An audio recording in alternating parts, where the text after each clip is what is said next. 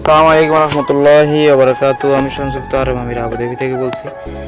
দেখেন আমি আজকে একটা ভিডিও তুলে ধরলাম আপনাদের মাঝে। দেখেন এখানে আমি গাড়ির ভিতরে আপনাদেরকে দেখাচ্ছি আউটসাইড টেম্পারেচার 47 ডিগ্রি, বাইরের তাপমাত্রা 47 ডিগ্রির মতো পড়তেছে।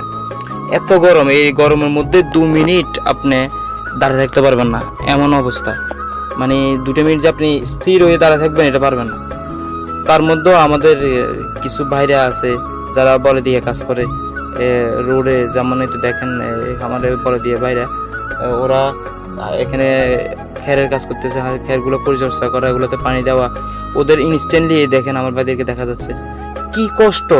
8 ঘন্টা ওদেরকে এখানে দাঁড়িয়ে থাকতে হয়, ওদেরকে খানা খাই নাস্তা করতে এই জায়গায় ফোরম্যান সাথে থাকে, কোথাও যায় একটু সাইজে যায় বসবে তারও কোনো ব্যবস্থা নেই।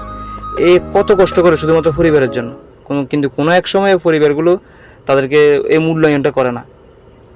তো আমি শুধুমাত্র ভিডিওটা করলাম এই জন্য যে আলহামদুলিল্লাহ যারা বাসা চাকরি করে অন্ততপক্ষে তারা তো একটু ভালো আছে, ওরা কত কষ্ট করে শুধু একটু দেখানোর জন্য যে আমার এই ভাইরা 47 ডিগ্রি 50 ডিগ্রি তাপমাত্রার মধ্যেও 8 ঘন্টা ওখানে দাঁড়িয়ে কাজ করতে হয়। এখানে ফোরম্যান আছে যে একটু বসবে, তার কোনো ব্যবস্থা নেই। তো ওদের উপর আল্লাহ রহমত আছে, না হলে এটা সম্ভব না।